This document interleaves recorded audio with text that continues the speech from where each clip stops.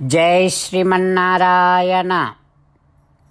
శ్రీమద్భగవద్గీత 10వ అధ్యాయము విభూతి విస్తరయోగము 36వ శ్లోకము. ద్యూతం ఛలయతామస్మి తేజః తేజస్వినాం అహం జయోస్మి వ్యవసాయోస్మి సత్వం సత్వవతాం అహం. ఓం. గీతాచార్యుడు శ్రీకృష్ణ పరమాత్మ అర్జునుడితో పాటు మనందరికీ విభూతి విస్తర యోగాన్ని ఉపదేశం చేస్తూ ఉన్నాడు. పరమాత్మ ఈ రకంగా అంటూ ఉన్నాడు, అర్జున, వంచనకు ఆస్పదమైనటువంటి వాటిలో జూదాన్ని నేను, తేజోవంతుల యొక్క తేజస్సును నేను, విజయం సాధించినటువంటి వారిలోని విజయాన్ని నేనే, ఇక కార్యాన్ని సాధించటము కోసం ప్రయత్నించే వారి యొక్క ప్రయత్నాన్ని నేనే. అర్జున, సాత్వికులలోని సత్వగుణాన్ని కూడా నేనే అంటూ పరమాత్మ తన అంశ ఆధిక్యత ఉండటము వలన జూదం అనేటటువంటిది పరద్రవ్యాలను పరిగ్రహించేటటువంటి ధర్మబద్ధమైనటువంటి సాధనముగా ఏర్పడింది అంటూ పరమాత్మ, అంతేకాకుండా తేజస్సు తానే అని, విజయము తానే అని, ప్రయత్నము తానే అని, సత్వగుణము కూడా తానే అంటూ తన విభూతిని గురించి, తన అంశ ఆధిక్యతను గురించి స్పష్టపరుస్తూ ఉన్నాడు.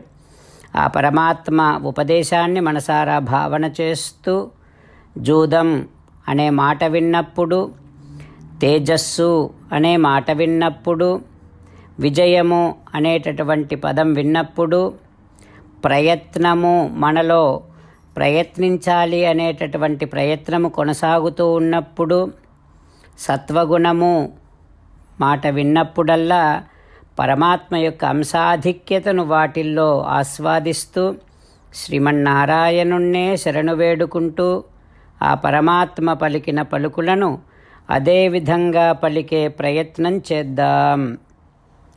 ద్యూతం ఛలయతామస్మి తేజస్తేజస్వినామహం జయోస్మి వ్యవసాయోస్మి సత్వం సత్వవతామహం. అంతేకాకుండా మనం ప్రతిరోజు శ్రీమన్నారాయణుడికి ఒక 8 పనులు చేస్తాం అని మాట ఇద్దాం. ఎందుకంటే శ్రీకృష్ణ భగవానుడు 18వ అధ్యాయములో 65 నుండి 70వ శ్లోకాల ద్వారా శ్రీమద్భగవద్గీత అంతటికీ సారభూతముగా మనకు 8 పనులు చేయమని చెప్పాడు. అలా చేస్తే చాలు, నేను మిమ్మల్ని అన్ని విధాలుగా రక్షిస్తా అని ప్రమాణపూర్వకముగా ప్రతిజ్ఞ కూడా చేశాడు. అందుకని శ్రీమద్భగవద్గీతను అంతటినీ విన్న తర్వాత అర్జునుడు కూడా చివరకు కరిష్యే వచనం తవ, కృష్ణ నువ్వు చెప్పినట్టే చేస్తా అని అన్నాడు. కనుకనే భగవానుడు అర్జునుడికి అన్ని విధాల విజయాన్ని అందించాడు. మనం కూడా ప్రతిరోజు శ్రీమన్నారాయణుడికి ఆ రకంగానే మాట ఇద్దాం. 8 పనులు చేస్తాం అని మనము మాట ఇస్తే అది అష్టాక్షరీ మహామంత్ర జపము చేసినటువంటి ఫలితాన్ని మనకు ప్రతిరోజు ఇస్తుంది. ఇట్లా మాట ఇవ్వటం కంటే గొప్ప పూజ, యజ్ఞము, తపస్సు మరొక్కటి లేనే లేదు. అందుకని నేను అంటూ ఉంటాను, మీరు మనస్సులో భావిస్తూ ఉండండి. ఈ రకంగా మనము మాట ఇస్తూ ఉంటే శ్రీకృష్ణ భగవానుడి ముఖారవిందములో కలిగేటటువంటి ఆనందాన్ని మనం ప్రతిరోజు దర్శిద్దాం, ఆస్వాదిద్దాం. జై శ్రీమన్నారాయణ.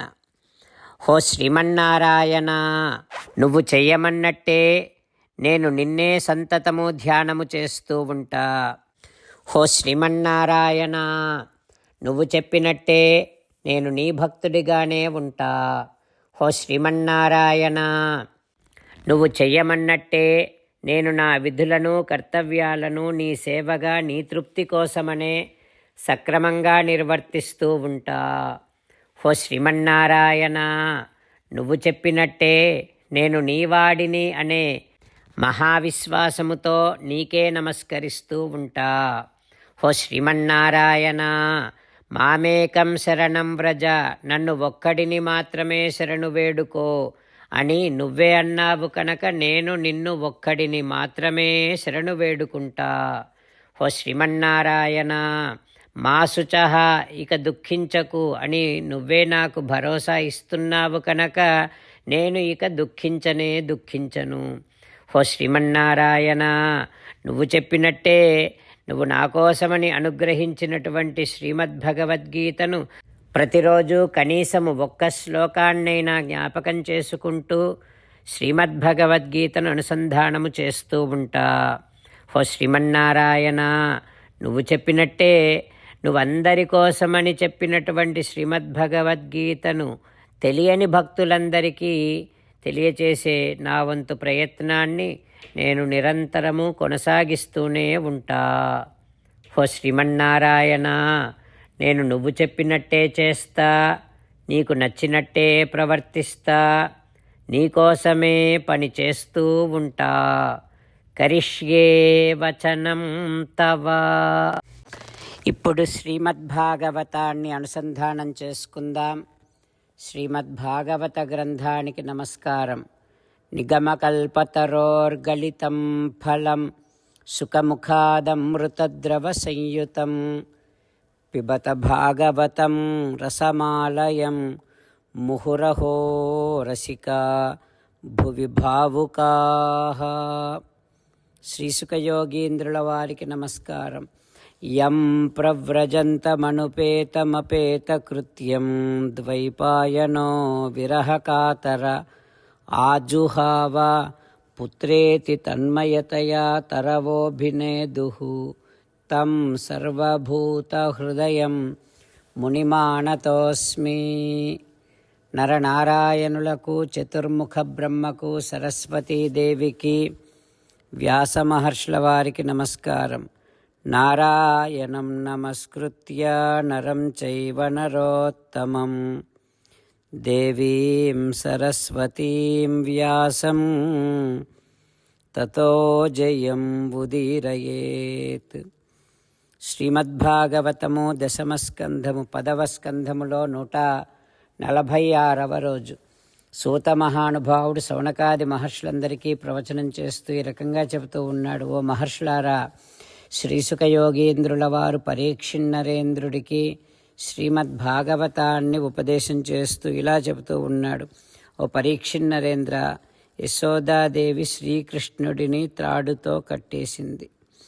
సకల జీవుల సర్వబంధములను త్రెంచగలిగినటువంటి భగవానుడు శ్రీకృష్ణుడు ఇప్పుడు తల్లి చేత బంధింపబడ్డాడు. భగవానుడు స్వతంత్రుడు, ఒకరి వశములో ఉండేటటువంటి వాడు కాడు. సమస్త లోకాలు, లోకపాలురు వీరందరూ కూడా ఆ భగవానుడి వశములోనే ఉంటారు. అట్లాంటి భగవానుడు, పరమపురుషుడు, శ్రీమన్నారాయణుడు శ్రీకృష్ణుడిగా ఒక అబల, ఒక గోపస్త్రీ బంధానికి వశపడిపోయి ఉన్నాడు. ఏం ఆశ్చర్యమో కదా. నేమం విరించో నభవో న శ్రీరపి అంగసంశ్రయా ప్రసాదం లేభిరే గోపీ ఎత్తత్ ప్రాప విముక్తిదాత్. సంగడి తిరిగెడు శంభుండును అంగాశ్రయైన సిరియున్ ఆత్మజుడై ఉప్పొంగెడు పద్మజుండును గోపాంగన క్రియ కరుణ పడయరు అఖిలేశ్వరు చేన్. కర్మలచే బంధింపబడి ఉన్నటువంటి సకల జీవరాశికి విడుదలను ప్రసాదించేటటువంటి వాడు పరమాత్మ. అట్లాంటి పరమాత్మ శ్రీమన్నారాయణుడు శ్రీకృష్ణుని వలన యశోదమ్మ ఎంత గొప్ప అనుగ్రహాన్ని పొందిందో కదా. ఇంతటి అంటే యశోదమ్మ పొందినంతటి అనుగ్రహాన్ని సాక్షాత్తుగా శంకరుడు కూడా పొందలేకపోయాడు.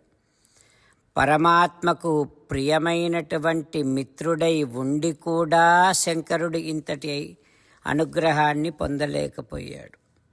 అంతేకాదు, యశోదమ్మ పొందినంతటి భగవదనుగ్రహం ఆ భగవానుని యొక్క వక్షసీమనే సంతతము ఆశ్రయించి ఉండే లక్ష్మీదేవి కూడా పొందలేకపోయింది.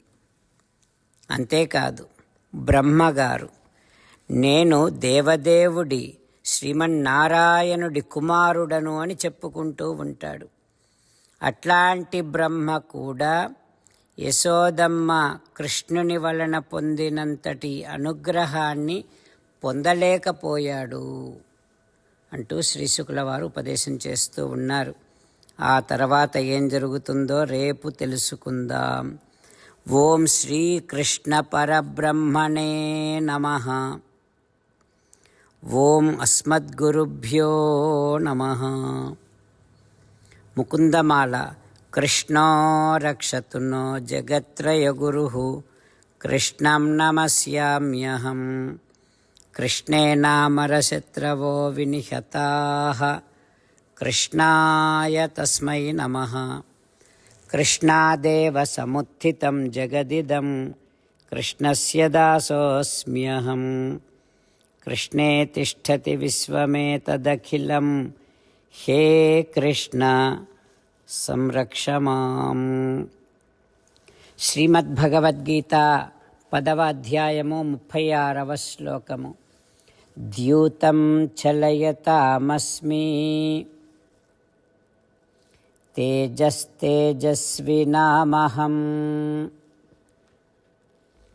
జయోస్మి వ్యవసాయోస్మి. సత్వం సత్వవతామహం.